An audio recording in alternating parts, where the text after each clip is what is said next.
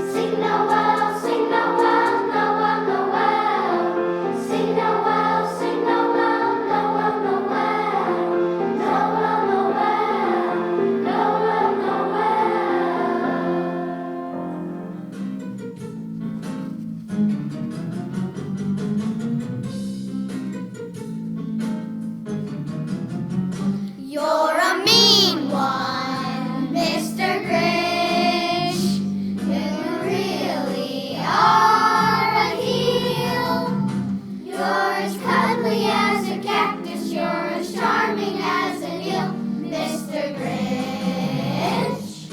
You're a bad banana with a greasy black peel. You're a monster, Mr. Grinch. Your heart's an empty hole. Your brain is full of spiders. You've got garlic in your soul, Mr. Grinch. I wouldn't touch you with a 39.5 foot pole.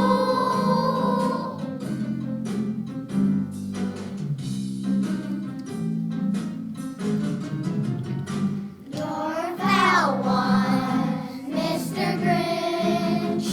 You're nasty, waxy snout. Your heart is full of slime socks. Your soul is full of gum, Mr. Grinch. The three best words that describe you are as following, and I quote, Stink, stink, stunk.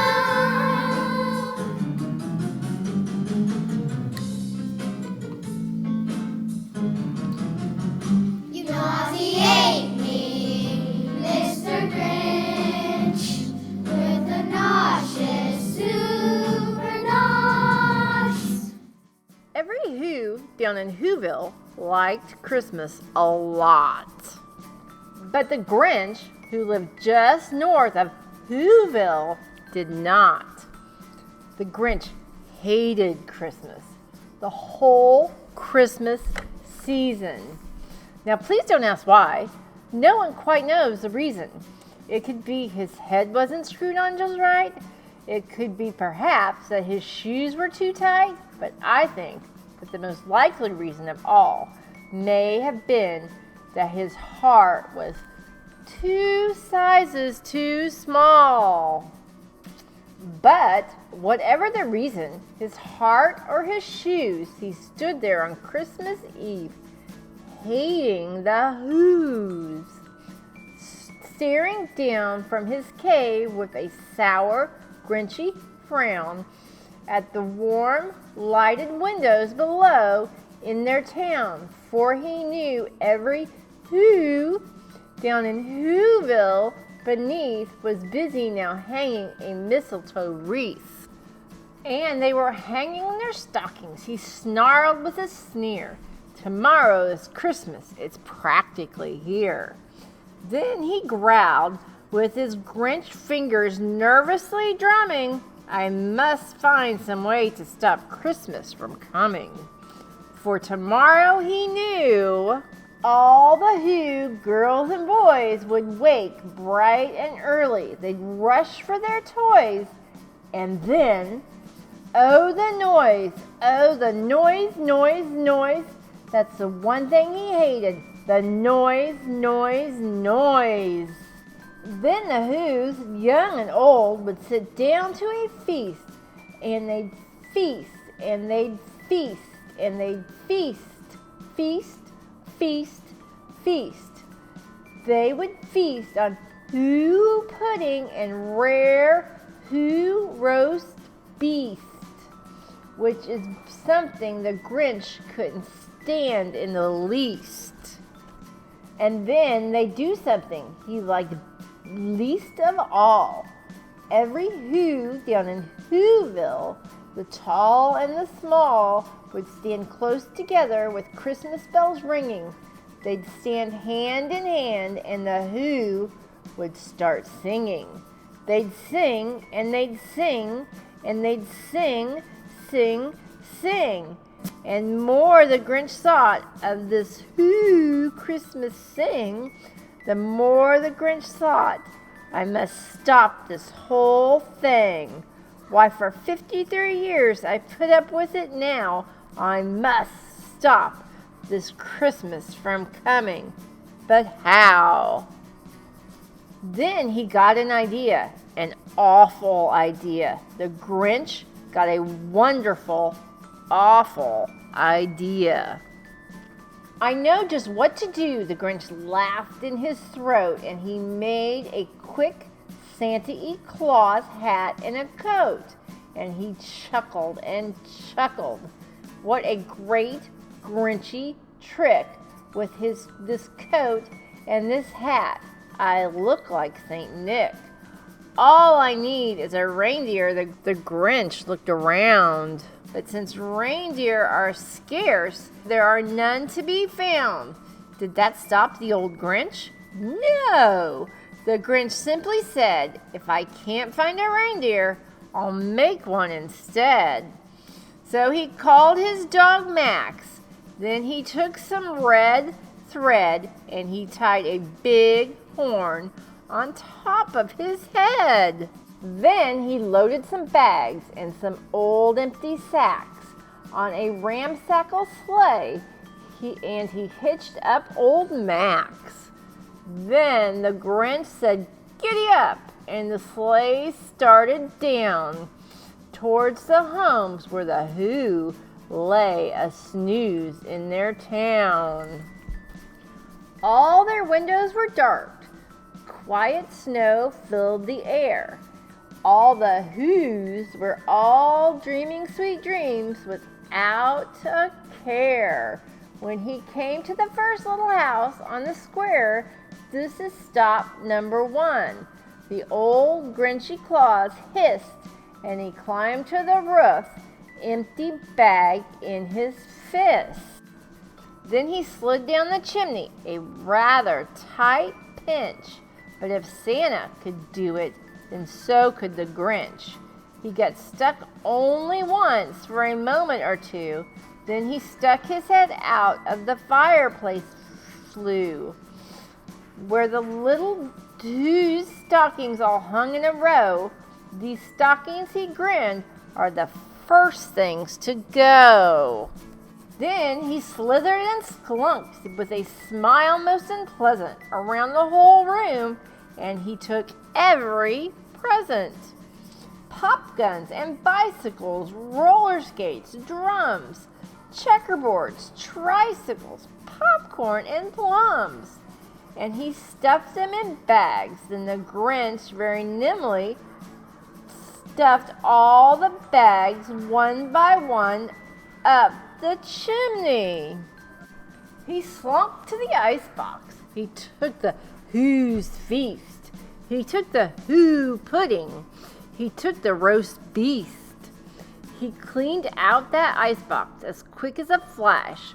Why, that Grinch even took their last can of Who hash. Then he stuffed all the food up the chimney with glee, and now, grinned the Grinch, I will stuff up the tree. And the Grinch grabbed the tree, and he started to shove, when he heard a small sound like the coo of a dove.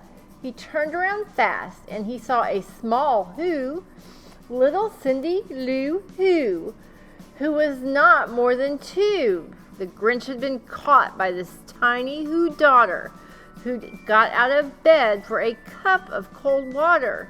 She stared at the Grinch and said, "Santa Claus, why are you taking our Christmas tree? Why?" But you know that old Grinch was so smart and so slick, he thought up a lie, and he thought it up quick. "Why, my sweet little tot," the fake Santa Claus lied, "there's a light on this tree that won't light on one side, so I'm taking it home to my workshop, my dear. I'll fix it up there, then I'll bring it back here." And his fib fooled the child. Then he patted her head, and he got her a drink, and he sent her to bed. And when Cindy Lou Who went to bed with her cup, he went to the chimney and stuffed the tree up. Then the last thing he took was the log for their fire. Then he went up the chimney himself, the old liar. On their walls he left nothing but hooks and some wire. and the one speck of food that he left in the house was a crumb that was even too small for a mouse. Then he did the same thing to the other Who's houses, leaving crumbs much too small for the other Who's mouses. It was 1/4 dawn, and all the Who's still abed, and all the Who's still a snooze, when he packed up his sled, packed it up with their presents, the ribbons, the wrappings, the tags and the tinsel, the trimmings and the trappings. 3,000 feet up the side of Mount Crumpet, he rode with his load to the tip top to dump it. Pooh, pooh, to the Who's, he said grinchishly, humming. They'll find out now that no Christmas is coming. They're just waking up. I know just what they'll do. Their mouths will hang open a minute or two. Then the Who's down in Whoville will all cry, boo-hoo. That's a noise, grinned the Grinch, that I simply must hear. So he paused, and the Grinch put his hand to his ear. And he did hear a sound rising over the snow. It started in low, then it started to grow. But the sound wasn't sad. Why, the sound sounded merry. It couldn't be so, but it was merry, very. He stared down at Whoville. The Grinch popped his eyes. Then he shook. What he saw was a shocking surprise. Every Who down in Whoville, the tall and the small, was singing without any presents at all. He hadn't stopped Christmas from coming. It came. Somehow or other, it came just the same.